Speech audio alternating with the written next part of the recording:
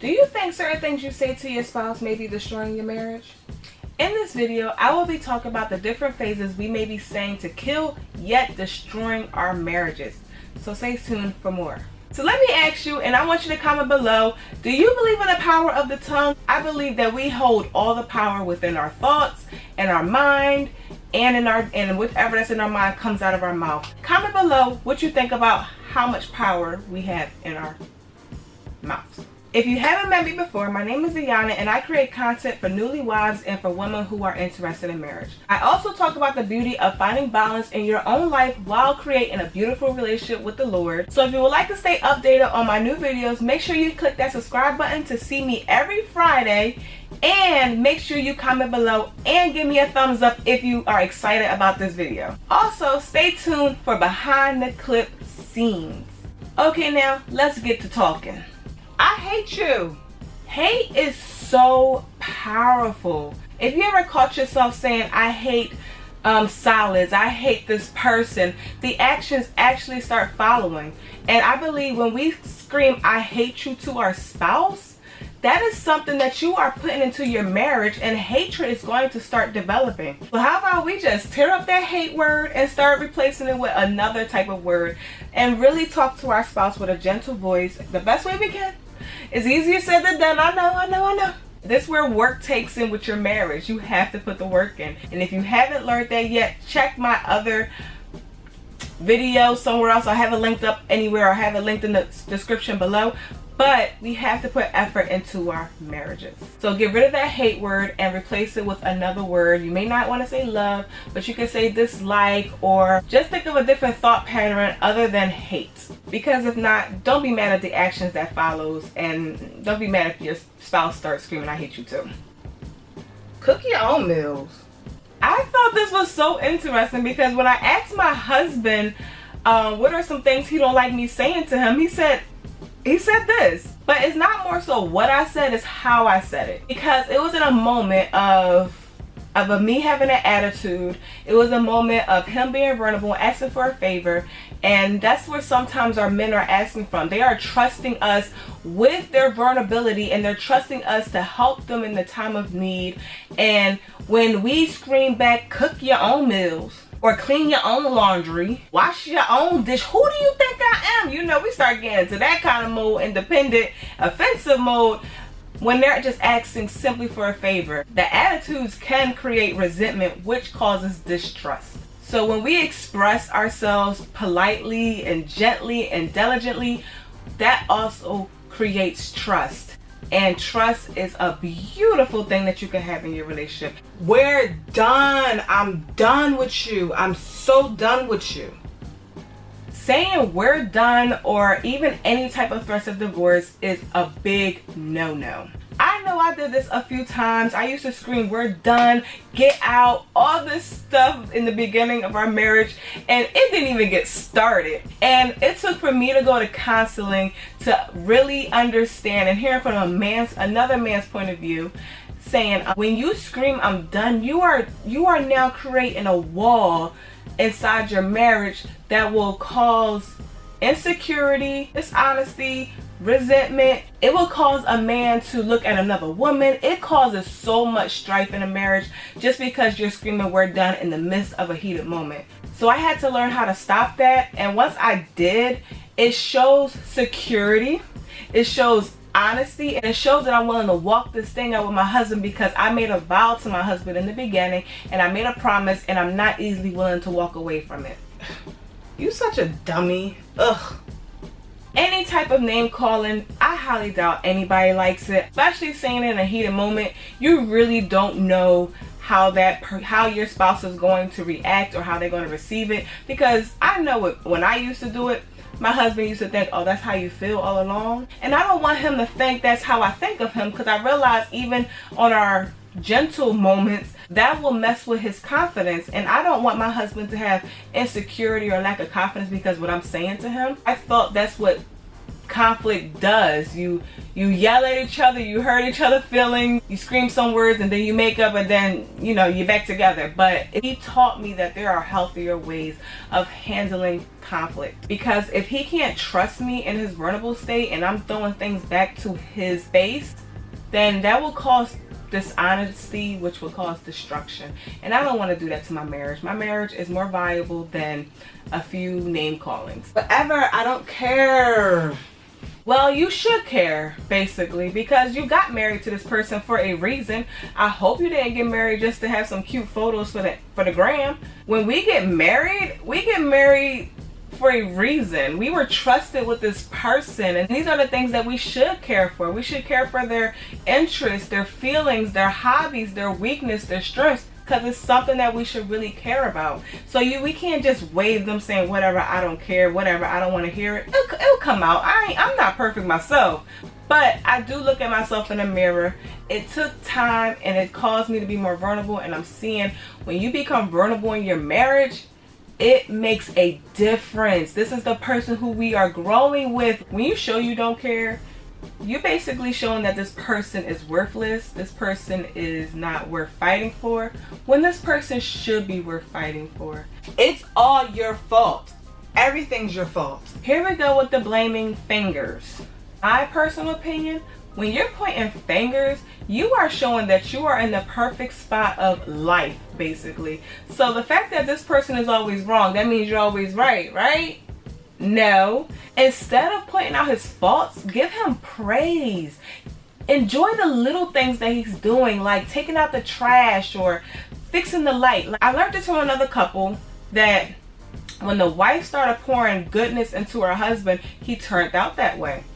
She was feeding his spirit, because if we keep drowning them, they're gonna live in disbelief, they're gonna live in discouragement, they're gonna live in insecurity. And that's why I believe a lot of destruction is happening in this world, because us women, we hold the power. So we need to bring that power to our men. Let's really bring these men to life. Let's uplift them instead of trying to compete with them all the time. Let's really be their helper so they can provide for us as well. Let's not bring out the faults, but let's bring out the beauty in their walk.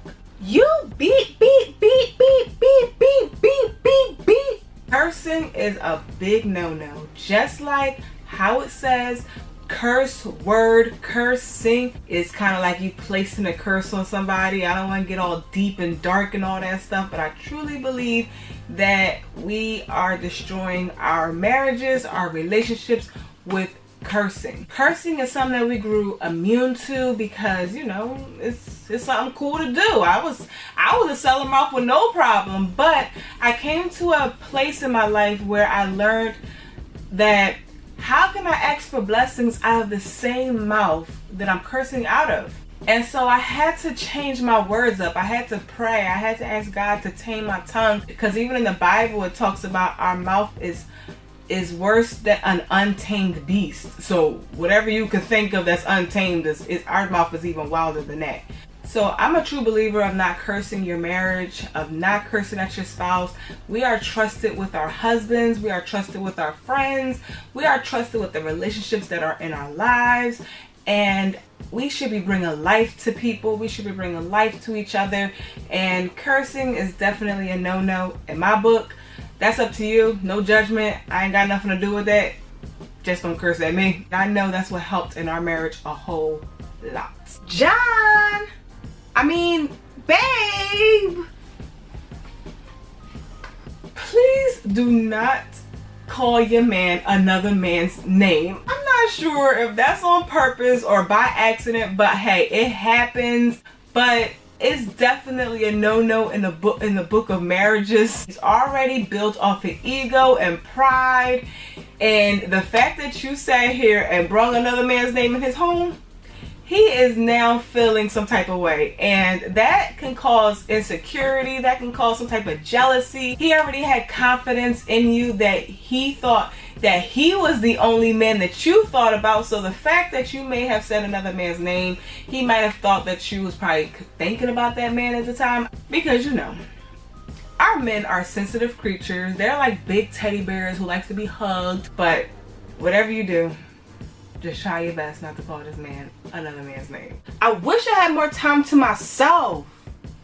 I said this to my husband before. It was definitely not in a heated moment. It was actually a week before our wedding. But some people might do it in a heated moment. And the reason why you shouldn't say this in a heated moment is because he's going to think, of course, you have that in the back of your mind all this time. It's definitely going to cause some red flags, and you don't want that in your relationship because it will strictly destroy your relationship. It will bring insecurity. It will bring destruction. Those little thoughts that you're planting in your man's head, or even if he said it, you know, your feelings gonna be hurt too. It just doesn't fit right in a successful, beautiful marriage. If you feel as though you need more time by yourself, gently say that to him. Also, be real with yourself and ask yourself, are you happy? Maybe you should consider some changes of yourself. It may not be your man, because he might be doing the darn thing. Sometimes we need to look in the mirror and really work on ourselves and really ask, what do I want? And am I happy with that? I wish you were like that person over there. Comparison is a big no-no. It's like the answer of destruction. This is your person that you chose, and it's no reason why you should be comparing him to anybody else. You're definitely messing with his ego. You're definitely messing with his confidence, because he feels as though that he is doing a great job probably, and here you go speaking, I wish you were like. Even though men has this ego, this pride level thing that's annoying sometimes, you don't want to destroy it, don't want to tear it down. You want to actually bring the best version out of them. You say, I'm so proud of you. You are amazing. You are a great provider. You are a great husband. You are a good teacher. You are a great man of God. Just boost his confidence and make him feel good and appreciate it too.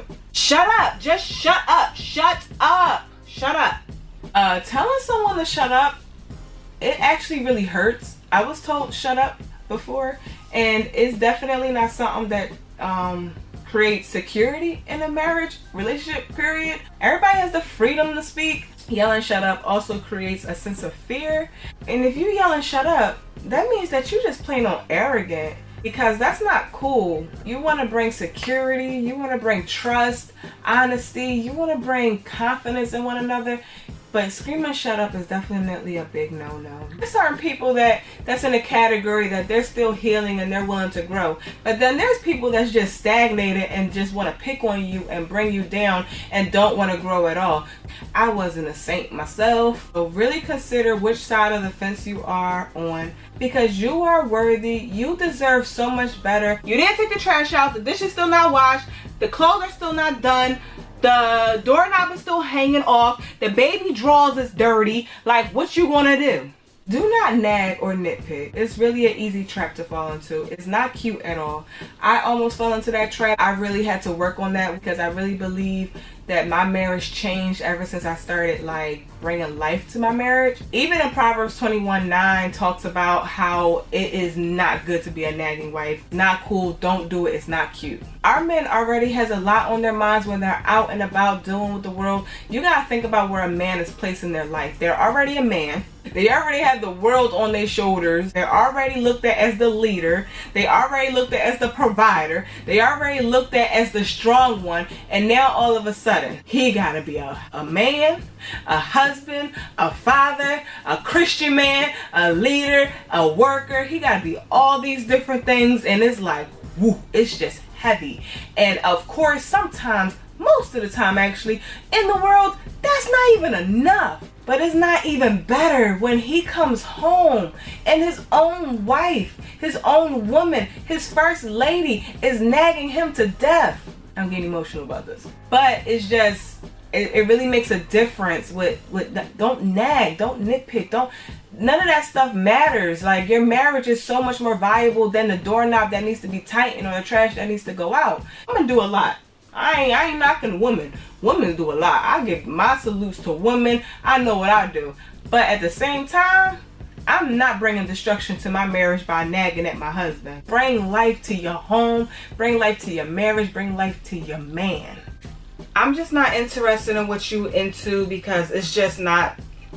Belittling his interest is so not cool. I can't say I have not done this before, but you gotta think about it. You are his friend. You're not just his wife, you are his friend.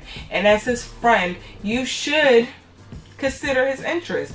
My husband there takes me to Home Depot and try to describe tools. But you know what? I listen. I mean, it's times where I just play with the tool like it's a, I don't know. I'd be like, oh, look, baby, it twists and stuff. I'd be playing with it to be, you know, be involved in it, while he probably look at it in a whole different way. But we enjoy each other. That's our time spent. He's opening up to me. I'm opening up to him. I could talk to him about natural hair, lipstick. I mean, he probably, of course, he's not interested in it, but he listens. And the fact that he listens makes me confide in him. And as his friend, you want to keep him uplifted and interested. Because when you belittle someone's interest, you may shut them down and they will shut you out. And then they'll find another friend, and that friend might be a woman, and that woman might take your place. So showing interest in your marriage is like a great investment. Show interest to your man. Everything you do is just so stupid. Like, why? Why do you do this? Making him feel stupid is not cool. Of course, once again, I used to do this. God actually told me to look at my husband the way he looks at my husband. And he looks at my husband as a wonderful man, as a wonderful provider, as a wonderful worker. Like, he showed me things about my husband that I was like, yo, I need to get it together. Because if I keep destroying his confidence, then he is going to be that person that I don't want him to be. But if I start looking at him as God sees him, I'm going to see that man that God sees him as. And now I actually do. It's so crazy how things happen. But I believe if you can just bring life into his life, like, babe, you are a great provider. He might think that you being smart at first, but keep doing it and believe in it. Believe in that. And watch how his light shines. That's why it's so important for you to love yourself first. Because if you are telling yourself great things, and I ain't gonna lie, I had to do this myself. There's a link up here somewhere that talks about how to have a perfect relationship. And one of them, and the number one tip that I would say is, love yourself first, because you cannot love somebody else if you don't love yourself first. As long as you are feeding your spirit, feeding your mind, feeding your thoughts good things, you'll be able to overflow and feed into your husband. And then your marriage will be beautiful. Whatever, I'm fine. I'm fine. I'm fine. Saying I'm fine is not cool. And if you're really fine, you're fine. But if you're really not, your husband or your friend or whoever will sense that and create resentment. So I suggest you just be honest, straightforward. Let him understand you correctly. Like, do not yell it out. Do not make him feel bad. You know, it's not his fault. You know, just think about where you at in life. Is your period about to come on? Is your hormones rising? Did you go through something today that you are thinking about? You want to take it out on your man? I had to learn this myself, but I do suggest that if there is something wrong, that you talk to your husband about it and let him understand who you are as a person, so that time do come back around, he know how to handle the situation a little bit more better. Also, it will help him understand you a little bit more better. Please do not spend months, please do not spend years holding on to this grudge, because one day you actually are going to blow up. Something so small is going to just tick you, and everything's just going to come out, and he's going to walk around so confused because he's like, that happened like 5 years ago. So please do not hold on to that grudge. Handle it right then and there. Be vulnerable. It's okay. There's nothing wrong. I actually wrote a blog post on why it's so important to be vulnerable in your marriage. I will have that linked below. I don't need you. I don't need you. I just don't need you. Why don't you need him? That is the last thing a man wants to hear. A man loves to feel needed. They love that security. They love to feel like a man. They love to feel like, yeah, I'm the bomb. What? But if you over here playing Miss Independent, saying I don't need you, then move on to the side somewhere. Be Miss Independent and leave room for that woman who wants this man. Because now you are, once again, dealing with his ego, dealing with his confidence, dealing with his self-esteem. He's already a man. He wants to feel needed somewhere. Now, I'm not gonna lie, I had my moments, but it's something that we can get through, and it's possible to change. You just gotta look at your heart and work through it. And it's definitely not an overnight process. I don't believe in you. Your spouse might have the greatest idea, and then you just you just destroyed it. He was happy to tell you. He was happy to tell his good old lady, his #1 cheerleader, his #1 fan, his best friend, and here you go. You gotta think about where they at once again. They already in a world filled with people that doubt them, that tells them they can't do anything, that tells them that the idea is too great, too broad, It's so many negative thoughts out here that when he finally comes to someone that he can confide in, he expects to get some uplifting words. I remember it was a time when my husband said something simple and I did not agree with it. I didn't agree with it. I literally watched this man's light leave his body. When I went downstairs, I didn't curse him out. I didn't do anything. I just said my opinion. I don't like it. I ain't agreeing with it. Boom. And I left out the room. And I went downstairs. And when I went downstairs, God started dealing with my heart. Here we go with the heart thing.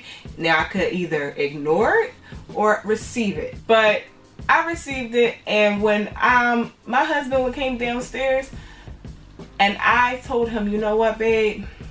I believe in you. I trust your decision. I'm going to trust you. Yo, when I tell you that light, that smile, oh my gosh. It was just like heaven just opened the gates on this man's life. I literally learned in 5 minutes, you talk about the power of the tongue and how much power a woman has in their man's life. Bring life to your man. He is going to love you. He's going to love you. Always value your man's idea. He's a person, he has goals, he has dreams, and that is something powerful, and do not take that away from him. Due to high qualities of responsibilities in our own lives, use your time wisely and speak life into your marriage. When you get married, believe it or not, when you see each other every day, you actually don't spend that much time together. So use that time wisely. Say beautiful, graceful words. It will make a difference in those times that y'all are not together. I had to learn this myself. It's really easier to be selfish and pointing fingers than to really look in the mirror and see what you can change about yourself. And to be honest, I'm so happy that I did get married because I didn't know how much of a filthy being I was as a single woman. I thought I had everything down packed, but in reality, I had a lot of healing. I had a lot of correction to get through. So I'm thankful for my marriage, and I'm thankful for who God is bringing me to become. I'm able to come here and discuss these things with you ladies. And if you found this video helpful, please give me a thumbs up. Do not forget to subscribe if you want to see my video every Friday. Make sure you comment below of your thoughts and what you would like to hear from me in the next following weeks. I want to give out special shout outs to everyone who do read my crazy, beautiful stories. I truly, truly appreciate you guys. I hope they keep inspiring you, and I'm so appreciative that y'all watched this video. I don't want to hold y'all any further, so enjoy my behind the scene clips. Bye. I hate you.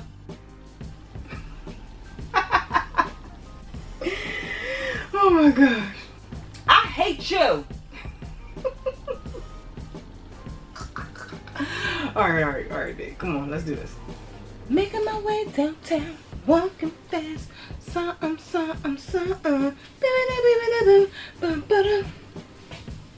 And I need you. And I miss you. And I am a I wish you were like Kanye West. Bye, boy. That was fun.